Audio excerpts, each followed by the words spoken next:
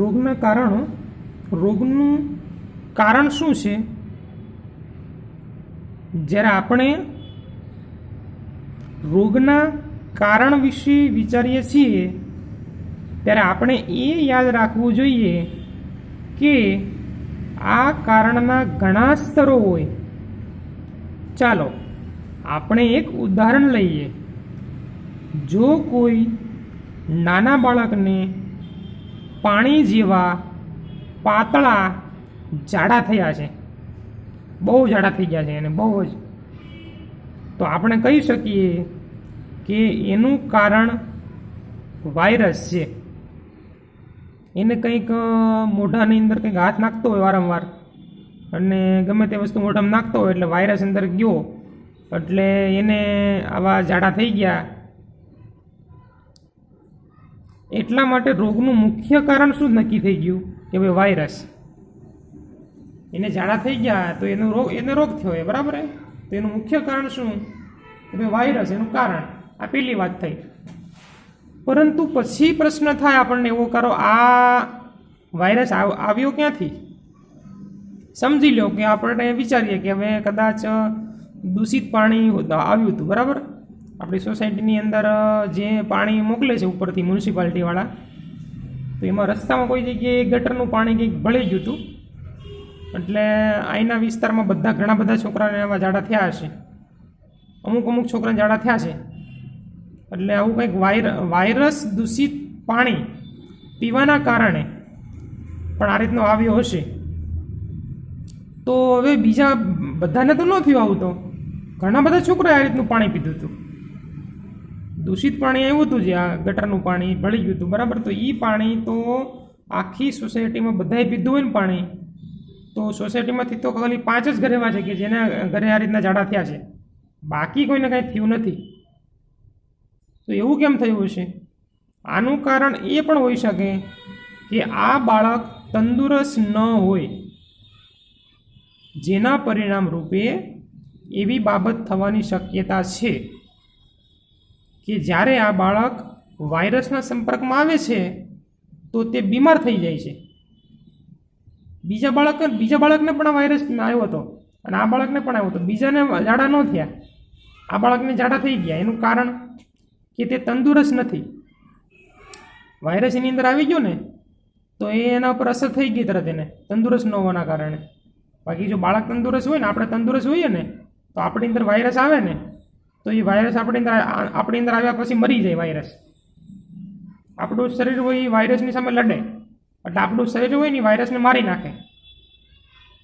પણ આપણું શરીર નબળું હોય તો શું કરવું? આપણું શરીર નબળું હોય તો એ વાયરસને મારી શકતું નથી. એટલે અહીંયા એ પ્રશ્ન હતો, બરાબર, કે બાળક સ્વસ્થ નહોતું એટલા માટે. હવે પ્રશ્ન એ થાય કે બાળક સ્વસ્થ કેમ નથી? એવું કેમ બાળક સ્વસ્થ નથી? એવું બની શકે કે બાળકને સારું પોષણ ન મળતું હોય. હા, સારું પોષણ મળતું ના હોય એને, એ હાવ હલકો ખોરાક ખાતો હોય. સારો પૌષ્ટિક આહાર ખાવો પડે ને. ગમે ત્યાંથી બહારથી આપણે બધી વસ્તુ તૈયાર લાવીએ તો શું થાય પછી? બહારના વ્યક્તિ તો વેચવા માટે બનાવતા હોય, નફા માટે બનાવતા હોય. એ બિચારે કોઈ દિવસ એવું કે આને હું પૌષ્ટિક બનાવું, એટલે એને કદાચ એનું સારું એને પૌષ્ટિક આહાર ન લેતો હોય. આમ પર્યાપ્ત માત્રામાં પોષણ ન લેવું એ પણ રોગનું બીજું કારણ હોય. બરાબર, સારું પોષણ ન મળે એમ, કાં તો ઓછું ખાય, એને હરખું પાચન થતું ના હોય, કંઈક ને કંઈક પ્રશ્ન ઊભો હોય એના માટે, બરાબર. તો એના કારણે એને સારું પોષણ મળતું નથી, એટલે એનું શરીર એનું સારું નથી, બરાબર. શરીર સારું નથી, એમ રોગની સામે લડી શકે એવું નથી, એટલે એને વારંવાર રોગ થાય. બાળક પર્યાપ્ત માત્રામાં પોષણ કેમ નથી મેળવી શકતું? બહુ એવું બની શકે કે માતા પિતા ગરીબ હોય, એવું પણ બની શકે. આમ તો મને તો એવું લાગે છે ગરીબના છોકરા જ તંદુરસ્ત હોય, મને તો એવું લાગે છે. ઘણી વાર એવું આપણે જોતા એવું લાગે. આટલો ઠંડો પવન હોય ને તો પણ એવા સમયમાં આ ગરીબ ઘરના છોકરાઓ અત્યારે આટા મારતા હશે બહાર, જે મકાન ચણતા હોય ત્યાં એના છોકરાઓ મજૂરના છોકરા હોય ને એને શર્ટય ન પહેર્યો હોય, સ્વેટર તો એક બધી વાત રહી, શર્ટય ન પહેર્યો હોય એને તો આટા મારતા હોય તો એને કાંઈ થાય નહીં અને આપણે તરત બીમાર થઈ જઈએ. એટલે માતા પિતા ગરીબ હોય એવું કારણ લગભગ હોતું નથી, પણ આપણી અંદરની ખામીના કારણે એવું થતું હોય. એટલે માતા પિતા ગરીબ હોય ટૂંકમાં એવું નથી ગરીબ હોય એમાં ભાવ બનતું હોય, પણ ટૂંકમાં એને સારું પોષણ આપવામાં આવતું નથી. બરાબર, એ કદાચ પૈસાદારના છોકરા પણ આ રીતે તંદુરસ્ત નથી હોતા, કારણ કે એ કાળજી રાખતા જ નથી. બરાબર, જે બહારનું માગે તો આ લઈ દીધું, તો બહારના પડીકાઓ બધા સવારમાં ઉઠીને શું કરવું, ભાખરી ન ભાવે, ચા ન ભાવે, કાં તો ઘરે પછી બીજું બનાવી ના આપે, કાંઈ બટાકા પૌવા બનાવી દો, તમે શીરો બનાવી દો, હલવો બનાવી દો, એ કાંઈ ન કરી દે. પછી શું કરવાનું કે યાર ભાખરી તો ભાવતી નથી, તો હવે આપણે શું કરીએ, તો ભાઈ વેફર લઈ આવો ને બહારથી, પાવ લઈ આવો, એટલે એવો હલકી ગુણવત્તાવાળો ખોરાક થઈ ગયો ને, હલકી ગુણવત્તાવાળો ખોરાક બની ગયો. હવે એવું જ રોજ સવારમાં ખાય. બરાબર, સવારમાં હંમેશા આપણે છે ને સારું ખાવું જોઈએ. સવારમાં તમે જે ખાવ ને એની આપણા શરીરની પર બહુ મોટી અસર થાય. સવારનો આહાર જેટલો પૌષ્ટિક હોય ને એટલું સારું. સાંજે કદાચ વાંધો નહીં, પણ સવારમાં તમે જો પૌષ્ટિક આહાર ન ખાધો ને તો તમારું શરીર નબળું જ રહે. સવારમાં આપણે હંમેશા પૌષ્ટિક આહાર જ ખાવાનો, સારામાં સારો ઘરનો આહાર હોય ને એ જ ખાવાનો. બહારની વસ્તુ ગમે નથી તમે હલકી લઈ આવો, બરાબર, વાસી કેદુની બનાવેલી હોય, એમાં કોઈ વિટામિન એવું કંઈ હોતું નથી, ભાઈ એવું તમે લઈને ખાઓ તો શું થાય પછી? એટલે હંમેશા આપણે ઘરનો ખોરાક ખાવાનો. સવારમાં ભાખરી ખાઓ, નથી ભાવતી, શીરો બનાવો, હલવો બનાવો, બીજી કંઈક વસ્તુ બનાવો ક્યારેક એવું. બરાબર, એમ કરીને કોઈ પણ વસ્તુ બનાવીને તમે ઘરનો ખોરાક ખાઓ ને વધારે ખાઓ. સવારમાં વહેલા ઉઠીને વધારે ખાવાનું, તો આપણું શરીર હોય ને તંદુરસ્ત બને. ઘણા ટેવ હોય ને કેવી કે સવારમાં ખાય જ નહીં, સાંજે વધારે ખાય પછી.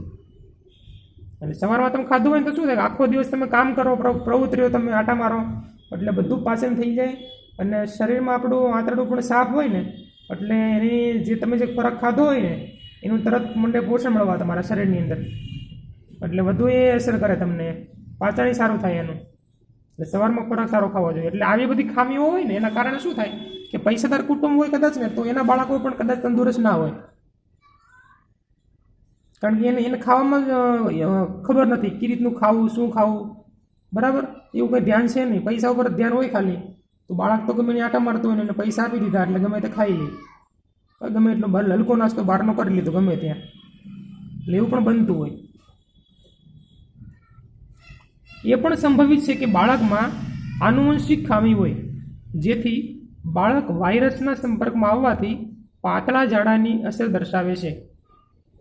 આનુવંશિક પણ હોઈ શકે એવું, એટલે એના માતા પિતામાંથી પણ એવો વારસો આવ્યો હોય. બરાબર, માત્ર આનુવંશિક ખામી કે ઓછા પોષણથી પાતળા ઝાડા થઈ શકતા નથી, પણ તે રોગના કારણમાં પણ સહભાગી હોય. એમ ખાલી એવું નથી કે એના કારણે રોગ થઈ જાય એમ, પણ એનું એમાં એક સહભાગી હોય, એમ એનું એ પણ કારણ બનતું હોય. બરાબર, બીમાર પડવાનું કારણ શું હોઈ શકે? ઘણા બધા કારણો હોઈ શકે એના. ત્યારબાદ હવે બાળક માટે પાણી ઉપલબ્ધ કેમ નહોતું? કદાચ એવું બન્યું હોય, આપણે આગળ વાત કરી હતી અહીંયા કે એના ઘણા બધા કારણ છે. એને પાણી ખરાબ મળ્યું હતું, તો બાળક માટે પાણી કેમ સારું ન મળ્યું એને? તો એવું બને કે બાળકનો પરિવાર નિવાસ કરતો હોય ને ત્યાં સુવિધાઓ નિર્બળ હોવાના કારણે, સુવિધાઓ પૂરી મળતી ન હોય એના કારણે પણ એવું બન્યું હોય ને, કદાચ એવું બને. આસપાસના વિસ્તારમાં બધું આમ બહુ લોકો એલર્ટ ન હોય, ગટર ઉભરાતી હોય તો કંઈ ફરિયાદ કરે જ નહીં કોઈ. ગટર આપણે આસપાસ ઉભરાતી હોય તો ફરિયાદ કોને કરવા જવી પડે? આપણે જ જવી પડે ને, તો બીજા કંઈ થોડો કરવા આવે ત્યાં. અને સરકારે થોડું અહીંયા ધ્યાન રાખવા આવે બધાને ઘરે કે શું થઈ રહ્યું છે. અહીંયા ગટર ઉભરાણી છે તો આપણે ફરિયાદ કરવી પડે એની. આપણે ગટરનું પાણી ભળી ગયું તો આપણે ફરિયાદ કરવા જવી પડે. એટલે એવું બન્યું હોય કે અહીંની આસપાસ ટૂંકમાં આવું વાતાવરણ હોય, એને પાણી આવું સ્વચ્છ પીવાનું ના મળ્યું. આ રીતે ગરીબ લોકો અને સુવિધાઓનો અભાવ ન હોવાના કારણે બાળકની બીમારી ત્રીજા સ્તરમાં પ્રવેશે છે. આ પ્રકારે હવે સ્પષ્ટ થઈ ગયું કે રોગો પ્રાથમિક કારણ અને સહાયક કારણના લીધે થાય છે. રોગ થવાનું શું કારણ હોય? પ્રાથમિક કારણ હોય એટલે કે વાયરસ એમ, અને બીજું સહાયક કારણો એટલે કે ટૂંકમાં એનું શરીર નબળું હોય એના કારણે થાય છે. તેની સાથે વિભિન્ન પ્રકારના રોગ થવાના એક નહીં પરંતુ ઘણા બધા કારણો હોય છે. બરાબર, વિભિન્ન રોગ થવાના ઘણા બધા કારણો હોય છે. ચલો હવે આગળ જોઈએ આપણે. એના પછી નવો ટોપિક, સંસર્ગજન્ય એટલે ચેપી રોગો અને બિન સંસર્ગજન્ય એટલે બિન ચેપી રોગો. ઘણા રોગો કેવા હોય? ચેપી હોય, તરત ચેપ લાગે, અને ઘણા બિન ચેપી હોય. અત્યારે આપણને ખ્યાલ છે ને કે કોરોના ચાલે છે. કોરોના તો કેટલો ચેપી રોગ હતો. આપણે સ્ટાર્ટિંગમાં તો આવ્યો જ્યારે ત્યારે કેટલી બીક લાગતી હતી આપણને કે કેટલો એનો ચેપ લાગે એમ, કે કોઈને અડી ગયા હોય ને આપણે તોય આપણને થઈ જાય, અડવાથી વાયરસ તરત આવી જાય. એટલો બધો ડર લાગતો હતો ને આપણને. બરાબર, અને છે પણ ખરો ચેપી, એવું નથી. કોરોનાનો ચેપ લાગે છે ને તો જ આખા વિશ્વમાં ફેલાય ને એટલો બધો રોગ. આખા વિશ્વમાં ફેલાય ક્યારે રોગ? એનો ચેપ એટલો તો લાગે જ છે એમ. એટલે આ ચેપી રોગ અને બિનચેપી રોગની આપણે વાત કરીએ તો આપણે જોયું કે જ્યારે કોઈ પણ રોગ માટે કારણ વિષય વિચારીએ છીએ ત્યારે આપણે જાહેર સ્વાસ્થ્ય અને સામુદાયિક સ્વાસ્થ્ય સંબંધિત કારણો ધ્યાનમાં રાખવા જરૂરી બને છે. આપણે આ વિષય પર હજુ વધારે ચર્ચા કરીએ. રોગના પ્રાથમિક કારણોના વિષયમાં વિચારવું વધારે યોગ્ય છે. પ્રાથમિક કારણો છે ને એની અંદર વિચારવું વધારે યોગ્ય છે. રોગના કારણનો એક વર્ગ છે સંસર્ગજન્ય કારકો. મોટા ભાગના સૂક્ષ્મજીવો હોય છે. સંસર્ગજન્ય કારકો એટલે રોગ કરવા માટેના જે રોગ કરનાર ઘટકને કારકો કહેવાય. વાયરસ બેક્ટેરિયાને કારકો કહેવાય. એટલે સંસર્ગજન્ય કારકો હોય ને મોટા ભાગના સૂક્ષ્મજીવો જ હોય ને. જે રોગના પ્રાથમિક કારક સૂક્ષ્મજીવો છે. રોગ થવા માટેના પ્રાથમિક સૂક્ષ્મજીવો કોણ છે? આ પ્રાથમિક કારકો કોણ છે? સૂક્ષ્મજીવો. સૂક્ષ્મજીવ છે ને રોગ કરે છે. તેઓને સંસર્ગજન્ય રોગો પણ કહેવાય. એ સૂક્ષ્મજીવો આપણી અંદર આવી જાય તો રોગ થાય આપણને, એટલે એને સંસર્ગજન્ય રોગ પણ કહેવાય. એને સંસર્ગજન્ય રોગ, ચેપી રોગ કહેવાય એને. તેનું કારણ એ છે કે સૂક્ષ્મજીવો સમુદાયમાં ફેલાઈ શકે છે. સૂક્ષ્મજીવો શું થાય? સમુદાયોમાં ફેલાય, એટલે બધા મનુષ્યમાં ફેલાય, પ્રાણીઓની અંદર ફેલાય, અને તેના કારણે થનારા રોગ પણ તેઓની સાથે ફેલાય છે. બરાબર, ટૂંકમાં આ ફકરામાં શું વાત આપણે કરી? બરાબર, ચેપી રોગની વાત કરવાની હતી. તો શું વાત કરી કે રોગ થવાનું કારક કોણ છે? સૂક્ષ્મજીવ. અને સૂક્ષ્મજીવો છે ને એના કારણે રોગ ફેલાય, સમુદાયમાં રોગ ફેલાય. આને ચેપી રોગ કહેવાય અને સંસર્ગજન્ય રોગ કહેવાય. હવે બીજી તરફ કેટલાક રોગો એવા પણ છે જે સંસર્ગજન્ય કારકો દ્વારા થતા નથી. એનો કોઈ ચેપ જ ન લાગે, કોઈ સૂક્ષ્મજીવ જ નથી એના. તેના કારણો ભિન્ન છે, જુદા કારણો છે એના. કંઈક બીજા રોગ એવા છે કે જેના કારણો કંઈક જુદા છે, એનો ચેપ ન લાગે, પરંતુ તે બહારના કારકો જેવા કે સૂક્ષ્મજીવો નથી હોતા, જેઓ સમુદાયમાં ફેલાઈ શકે છે. જોકે તેઓ મોટાભાગે આંતરિક તેમજ અસંસર્ગજન્ય હોય છે. આંતરિક રોગ હોય, એનો કોઈ ચેપ લાગે કોઈ દિવસ ના લાગે. કોઈને કેન્સર થયું હોય તો આપણે એની પાસે બેસીએ, એની સાથે જમીએ, આપણે એની સાથે આપણે હાથ મિલાવીએ તો કંઈ આપણે એનો ચેપ લાગે? ન લાગે. એનો ચેપ લાગતો જ નથી કેન્સરનો, કારણ કે એ કેવો રોગ છે? બિનચેપી રોગ છે. બરાબર, અસંસર્ગજન્ય રોગ છે, બિનચેપી રોગ છે. તે એના સૂક્ષ્મજીવો ન ફેલાય. બધા સમુદાયમાં બધા લોકોને એ સૂક્ષ્મજીવો ફેલાય નહીં ક્યારે એને કેન્સરના. એના શરીરની અંદરની ખામી હોય ને, આંતરિક ખામી, એના કારણે થયું હોય. કોઈ જગ્યાએ કેન્સર થયું, એટલે કોઈ કેન્સરની ગાંઠ થઈ હોય પગમાં, સમજો કે પગમાં કેન્સરની ગાંઠ થઈ એને, તો એ ત્યાં કોઈ પેશીની ખામી, બરાબર, ત્યાંની અંદરની જનની ખામી હોય, એના કારણે એની અંદર જંતુ ઊભા થયા અને ત્યાં એની ગાંઠ થઈ, પછી એને એ ગાંઠને કાપી નાખે અને કેન્સર પછી મટી પણ જાય એને. પણ એ ચેપી ન હોય, એમ કે બધાને ચેપ લાગે એવું ન થાય. ઉદાહરણ તરીકે કેટલાક પ્રકારના કેન્સર જનીનિક અનિયમિતતાને કારણે થાય છે. જનીનિક અનિયમિતતાને કારણે થાય એટલે આપણા એ રીતના જનીની રીતના હોય, એટલે જનીન શરીરના. ઊંચું રુધિર દબાણનું કારણ વધારે વજન હોવાનું અને કસરત ન કરવાનું છે. આ બીજા રોગની વાત કરી છે. પેલો રોગ જોયો આપણે કેન્સરનો. બીજો કોઈ રોગ જોયો આ કે જેને બ્લડ પ્રેશર હોય, નહીં કહેતા ને આ બ્લડ પ્રેશર છે. એટલે કે બ્લડ પ્રેશર એટલે શું? ઊંચું રુધિરનું દબાણ. તો એને ઊંચું રુધિરનું દબાણ થયું, એનો કોઈ ચેપ લાગે ક્યારે? કોઈનો ચેપ લાગે એને નહીં. એનું કારણ શું હોય? એનું કારણ કે વધારે પડતું વજન. નકરું ખા કરે અને પછી બેઠા રહે આખો દિવસ અને બધાને કામ ચીંધ્યા કરે, પોતે તો હલે જ નહીં કામ કરવામાં કાંઈ, અને આખો દી ખા કરતા હોય, બરાબર, કસરત તો કરતા જ ન હોય. ટૂંકમાં એવું નથી એનું જીવન બેઠાડું હોય, એટલે એવું કહું, મજાકમાં કહેતો હતો. પણ એનું જીવન કેવું બેઠાડું હોય? સમજો કે ઓફિસમાં કોઈ લોકો નોકરી કરતા હોય તો શું થાય એને? હવે એને ખાવાનું તો સારું મજા આવતી હોય તો ખાતા જ હોય, પણ કસરત તો થાય જ નહીં. આખો દિવસ એને બેઠા એને કોમ્પ્યુટરમાં કામ કરવાનું હોય, તો એના કારણે શું થાય કે બિલકુલ કસરત શરીરને ન થાય, એટલે વજન વધતું જાય. એનું વજન વધવાના કારણે શું થયું? એને બ્લડ પ્રેશર થયું. તમે એવા અન્ય રોગોના વિષયમાં પણ વિચારી શકો છો કે જે સંસર્ગજન્ય હોતા નથી. બરાબર, જે સંસર્ગજન્ય હોતા નથી. બીજા પણ આવા વિચારી શકો તમે, કાંઈ બીજા એવા પણ રોગ કહી શકો આની સિવાયના. પણ અહીંયા તમને બે આપેલા છે, કેન્સર અને આ બ્લડ પ્રેશર. એની સિવાય પણ એવા રોગ હોઈ શકે બીજા કે જેના કારણે જે બિનચેપી રોગ છે, સંસર્ગજન્ય કારકો, ચેપી કારકો. તો આપણે જોયું કે સજીવ સૃષ્ટિની સંપૂર્ણ વિવિધતાને કેટલાક જૂથોમાં વિભાજિત કરવામાં આવી છે. વિભિન્ન સજીવોનું વર્ગીકરણ કેટલાક સામાન્ય લક્ષણોને આધારે કરી શકીએ છીએ.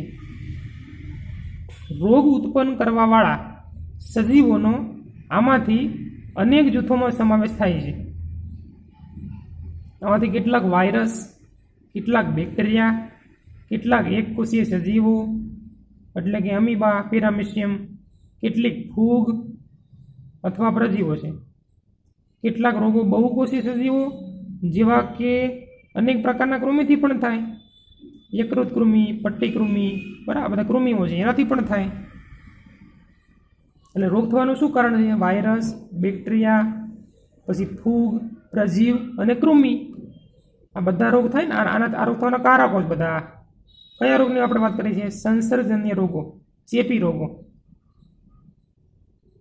અને તમને આગળ ચિત્ર પણ એક મસ્ત છે, તમે જુઓ બધા. એના માટેનું આખા ખાલી ચિત્ર જોવાનું જ છે આપણે. આ પેજ ઉપર 181 પાના ઉપર તમે જુઓ ખાલી ચિત્રને. પેલું ચિત્ર જે આપ્યું છે ને, જો આ એ બધા સૂક્ષ્મજીવો છે. એ આકૃતિઓ શેની છે કે જે ઇલેક્ટ્રોન માઇક્રોસ્કોપ અથવા તો સૂક્ષ્મદર્શક યંત્રમાં જોવામાં આવે ને, તો વાયરસ કેવા દેખાય, બેક્ટેરિયા કેવા દેખાય, બરાબર, એ તમને અહીંયા ચિત્ર આપેલું છે. એને જો પેલી આકૃતિ છે ને, જ્યાં સંક્રમણ કોષની બહાર નીકળતા ACRS વાયરસ આકૃતિમાં તીર દ્વારા અંકિત કરેલ છે. આકૃતિમાં સફેદ રેખા 500 નેનોમીટર માપને દર્શાવે છે, જે 1 માઇક્રોમીટરનું અડધું માપ છે. 1 માઇક્રોમીટર 1 મિલીમીટરના 1000માં ભાગ બરાબર થાય. આકૃતિ એ બાબતને દર્શાવે છે કે આપણે કેટલી સૂક્ષ્મ વસ્તુને જોઈ રહ્યા છીએ. કેટલી નાની છે? 500 નેનોમીટરની આકૃતિ છે, બરાબર.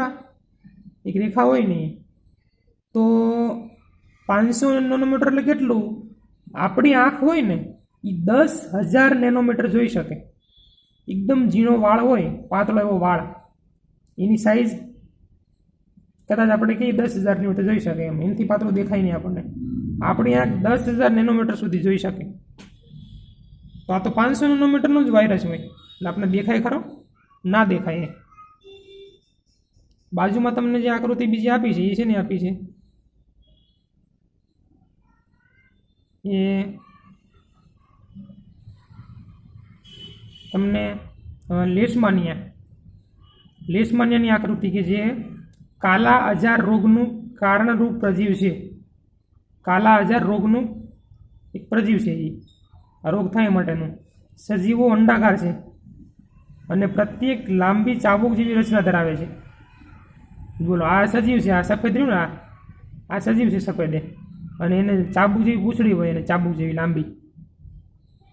આવું સજીવ આપણા શરીરની અંદર આવે એટલે કાલા આજારનો રોગ થાય. એક સજીવ વિભાજિત થાય છે જ્યારે પ્રતિકાર તંત્રના એક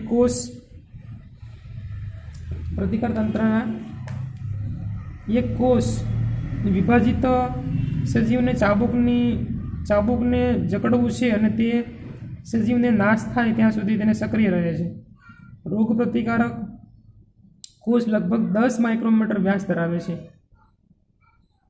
એના પછી નીચે તમને જે આ ચિત્ર આપ્યું છે, આ ગોળ કૃમિ આપી, જો આ ગોળ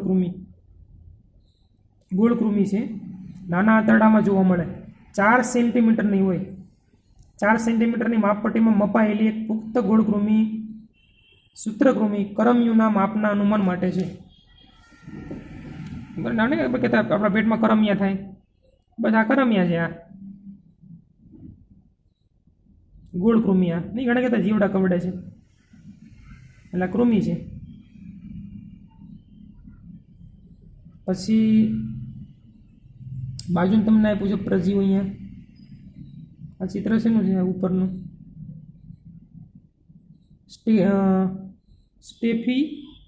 સ્ટેફિલોકોકાઈ બેક્ટેરિયા જે ખીલના રોગકારક છે તેની ડાબી બાજુ મથાળે દોરેલી રેખા 5 માઇક્રોમીટરમાં આપણે પ્રદર્શિત કરે છે. ખીલના બેક્ટેરિયા છે. પછી નીચે પાઈ પ્રજીવ ટ્રાયપેનોસોમા, તે અનિદ્રા રોગનો રોગકારક છે. રકાબી આકારના લાલ રુધિર કોષો તેની બાજુમાં રહેલા ટ્રાયપેનોસોમાના માપની સમજણ આપે છે. બરાબર, આ રીતની આ કોપીરાઇટ લીધેલી છે organ health and science university USA. એટલે આ બધી આકૃતિઓ આપણે જોઈ. બરાબર, એટલે આ બધા મુદ્દાઓ જોયા આપણે. આ બધા સૂક્ષ્મજીવોના બધા તમને ચિત્ર આપેલા હતા.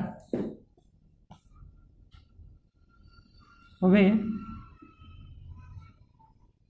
આગળનો પ્રશ્નનો આપણે અભ્યાસ કરીએ. એના પછી સામાન્ય એમાં આગળ વાત આવશે. સામાન્ય શરદી, ઇન્ફ્લુએન્ઝા, ડેન્ગ્યુ તાવ અને એઇડ્સ. સામાન્ય શરદી થાય, ઇન્ફ્લુએન્ઝા, ડેન્ગ્યુ તાવ આવે, તો પછી એઇડ્સ જેવા સામાન્ય રોગો વાયરસ દ્વારા થાય છે. આ રોગો શેનાથી થાય છે? વાયરસ દ્વારા થાય છે. કેટલાક રોગ જેવા કે ટાઇફોઇડ, તાવ, કોલેરા, ક્ષય અને એન્થ્રેક્સ એ બેક્ટેરિયાથી થાય. બરાબર, આ ધ્યાન રાખવું જોઈએ આપણે હંમેશા. ઘણીવાર આપણે શું કરતા હોય કે ગમે તે રોગ થયો ને તો કે વાયરસ આવી ગયો એમ જ કહી દેતા હોય આપણે. એવું નથી. શરદી, ઇન્ફ્લુએન્ઝા, ડેન્ગ્યુ અને એઇડ્સ છે એ વાયરસથી થાય છે. ટાઇફોઇડ, કોલેરા, ક્ષય છે ને, એન્થ્રેક્સ એ રોગ બેક્ટેરિયાથી થાય છે. વાયરસ અને બેક્ટેરિયા બંનેમાં ફરક હોય. બંને સૂક્ષ્મજીવો જ છે પણ બંનેમાં ફરક હોય. ઘણા બધા સામાન્ય ચામડીના રોગો ફૂગથી થતા હોય. ચામડીના રોગ થાય ને એ ફૂગથી થાય. અને પ્રજીવથી મેલેરિયા કાલા આજાર નામનો રોગ થાય છે. આપણે આંતરડાના કૃમિના સંક્રમણથી પરિચિત છીએ બધા. આપણે એ બધાને ખબર હોય આંતરડામાં જે કૃમિઓ થાય ને. એવી જ રીતે હાથી પગાના રોગ વિવિધ પ્રકારના કૃમિની જાતિઓથી થાય છે. હાથી પગો થાય ને, એક પગ જાટો થઈ જાય આખો એનો, એમાં પણ કૃમિઓ પડી હોય ને બધી પગમાં એને, તો એનો રોગ છે ને એ પણ અમુક અલગ અલગ પ્રકારની કૃમિઓથી થાય છે. ચેપીકારક વિશે વિચારવું શા માટે જરૂરી છે? કેવી સારવાર આપવી તે જાણવા રોગકારક સજીવોના પ્રકાર વિશે સમજવું જરૂરી છે. ઉદાહરણ તરીકે વાયરસ પરપોષી હોય છે, તે કોષોમાં રહે છે, પણ બેક્ટેરિયામાં એવા ગુણ ઓછા હોય છે. વાયરસ, બેક્ટેરિયા અને ફૂગનું ગુણન અત્યંત ઝડપથી થાય છે. જો કે તુલનાત્મક રીતે કૃમિમાં ગુણન ધીમું હોય છે. વર્ગીકરણ અનુસાર બધા બેક્ટેરિયા એકબીજાથી વાયરસની વધારે નજીક હોય છે, એવું વાયરસમાં પણ હોય છે. એનો અર્થ એવો છે કે અનેક જૈવિક પ્રક્રિયાઓ બધા બેક્ટેરિયાઓમાં સમાન હોય છે, પરંતુ વાયરસ વર્ગથી ભિન્ન હોય છે. તેના પરિણામ રૂપે ઔષધિ જે કોઈ વર્ગમાં કોઈ એક જૈવિક પ્રક્રિયાને રોકે છે, તો તે આ વર્ગના અન્ય સભ્ય પર પણ આ પ્રકારે અસર પહોંચાડે છે, પરંતુ એવી જ ઔષધિ અન્ય વર્ગથી સંબંધિત રોગકારક પર અસર પહોંચાડી શકતી નથી. એટલે તમને આમાં કંઈ ખ્યાલ નહીં હોય, મેં તમને આખું ફકરો વાંચ્યો મેં, બરાબર? તમને એમ કંઈ સમજણું નહીં હોય. વાત આમાં એવી કરવાની છે કે વાયરસને માટે જે દવા હોય, બરાબર, એ દવા બીજા સૂક્ષ્મજીવ માટે એટલે કે બેક્ટેરિયાની માટે વપરાતી નથી, બરાબર, એને અસર પહોંચાડતી નથી. કોઈ દવા બેક્ટેરિયા માટે બનેલી હોય તો એ દવા વાયરસ માટે ચાલતી નથી. એમ રોગ શેનાથી થયો છે અને એ પ્રમાણે એની દવા નક્કી થતી હોય, બરાબર. દરેક વસ્તુ માટે, દરેક સૂક્ષ્મજીવો માટે દવા અલગ અલગ હોય. એટલે એ ડૉક્ટર જાણતા હોય કે તમને રોગ થયો એ શાના કારણે થયો છે અને એ પ્રમાણે એ દવા આપતા હોય, બરાબર. એટલે ક્યારે હંમેશા આપણે દવા ડાયરેક્ટ લેવા ન જવાય મેડિકલમાંથી. કોઈ પણ થયું હોય આપણને તો આપણે ડૉક્ટરને બતાવવું પડે. આપણને ગયા વર્ષે થયું હતું આવું ને એ વર્ષે દવા લીધી હતી, તો આ વર્ષે એના જેવું જ થયું છે, દવા એ લઈ લઈએ જ ન ચાલે. પણ એવું ના કરાય. એ વર્ષને સમયના આ વર્ષનો સમય જુદો હોય, એટલે કે ટૂંકમાં કે એનું મુખ્ય કારણ આપણે તો ન જાણતા હોઈએ, બીજા કોઈ કારણથી પણ રોગ થયો હોઈ શકે, બરાબર. વાતાવરણ આખું ચેન્જ હોય તો એ પ્રમાણે કયો રોગ થયો હોય આપણને ખ્યાલ ના હોય. એટલે આપણે હંમેશા ડૉક્ટરને બતાવીને દવા આપણે લેવી જોઈએ. તમને એના માટે ઉદાહરણ અહીં આપેલું છે કે આપણે એન્ટીબાયોટિકનું પણ ઉદાહરણ લઈએ છીએ. આપણે જે દવાખાનેથી દવા લખી આપે ને ડૉક્ટર, જે એ એન્ટીબાયોટિક દવા હોય, જે સફેદ ગોળીઓ લખી આપતા આપણને, તેઓ સામાન્ય બેક્ટેરિયાનો મહત્વપૂર્ણ જીવ રાસાયણિક માર્ગને બંધ કરી દે છે. એ દવા લઈએ તો શું કરે? તે બેક્ટેરિયાનો મહત્વપૂર્ણ જીવ રાસાયણિક માર્ગને બંધ કરી દે. ઉદાહરણ તરીકે મોટા ભાગના બેક્ટેરિયા તેના રક્ષણની માટે કોષ દિવાલ બનાવે. આપણી અંદર બેક્ટેરિયા આવી જાય તો એ બેક્ટેરિયા શું કરે? એના પોતાના રક્ષણ માટે શું કરે? કોષ દિવાલ બનાવે. પણ હવે આપણે આ પેનિસિલિન એન્ટીબાયોટિક દવા લઈ લઈએ ને તો એ બેક્ટેરિયા કોષ દિવાલ બનાવી ન શકે. આપણે જો પેનિસિલિન એન્ટીબાયોટિક દવા લઈ લીધી, આપણે એન્ટીબાયોટિક બેક્ટેરિયાની દવા લીધી આપણે, તો એ શું કરે? એ બેક્ટેરિયાની કોષ દિવાલ બનાવવાની પ્રક્રિયાને અટકાવે, અવરોધે એને, અટકાવે એને. આના પરિણામે એ બેક્ટેરિયા હોય ને એ કોષ દિવાલ બનાવી શકતા નથી. બેક્ટેરિયાની કોષ દિવાલનું નિર્માણ થવા દેતી નથી. તેથી તેઓ સરળતાથી મરી જાય અને આપણે રોગ મટી જાય. પણ આ દવા હોય ને એ માનવ કોષમાં કોષ દિવાલ, આપણા જે કોષ બધા હોય આપણા શરીરના, તો આપણા બધા કોષ હોય ને એને કોઈ કોષ દિવાલ હોય ખરી? એને કોષ દિવાલ હોતી નથી. એટલા માટે પેનિસિલિનની અસર આપણા પર ન થાય એની કાંઈ. આપણા કોષને કોષ દિવાલ જ ન હોય એટલે આપણને કાંઈ અસર થાય નહીં. આમ તો પેનિસિલિન બધા બેક્ટેરિયાને અસર પહોંચાડે છે. જેઓમાં કોષ દિવાલ બનવાની પ્રક્રિયા થાય, જે બેક્ટેરિયા આ રીતના કોષ દિવાલ બનાવવાની શરૂઆત કરે ને તો એને દવા અસર પહોંચાડે. આ રીતે બધા એન્ટીબાયોટિક બેક્ટેરિયાઓની અનેક જાતિઓને અસર કરે છે. માત્ર એક જ જાત અસર કરે તેવું નથી. બરાબર. આ દવા શું કરે? કોઈ પણ બેક્ટેરિયા હોય એને અસર કરે. એને કોઈ પણ બેક્ટેરિયા હોય ને એને એની દિવાલ બનાવતા અટકાવે. એને અસર કરે છે એન્ટીબાયોટિક દવા હોય ને. પણ આપણને અસર કરે કાંઈ? આપણને અસર ન કરે.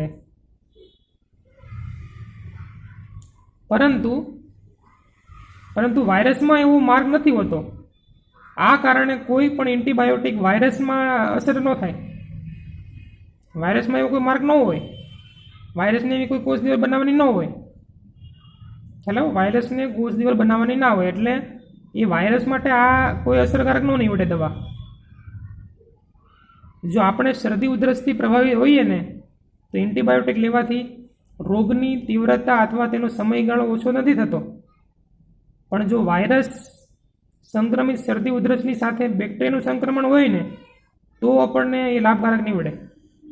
આપણને શરદી ઉધરસ થઈ છે એનું કારણ છે વાયરસ, તો તમે એન્ટીબાયોટિક દવા લો તો એ અસર કરે ન કરે. પણ એ સમય દરમિયાન જો આપણામાં આ રીતના બેક્ટેરિયા આવી ગયા હોય ને બરાબર, તો એ દવા અસર કરે. બેક્ટેરિયાનું પણ આપણને સંક્રમણ થયું હોય, વાયરસનું સંક્રમણ થયું હોય તો એન્ટીબાયોટિક દવા આપણને અસર કરે તો લાભકારક નીવડે, તો એ દવા લેવી પડે. પણ એ બધું જાણે કોણ? ડૉક્ટર બધું જાણે ને, ભણ્યા હોય એ, પણ એ જ જાણી શકે. એટલે અહીંયા આ બધી વાતો કરી હતી. આમ છતાં એન્ટીબાયોટિક માત્ર બેક્ટેરિયાના સંક્રમણ માટે ઉપયોગ બને છે, વાયરસના સંક્રમણ માટે નહીં. આ ધ્યાન રાખજો ખાસ, એન્ટીબાયોટિક દવા હંમેશા બેક્ટેરિયાના સંક્રમણ માટે બને છે, બેક્ટેરિયાને મારવા માટે બને, બરાબર, અને વાયરસ માટે નહીં.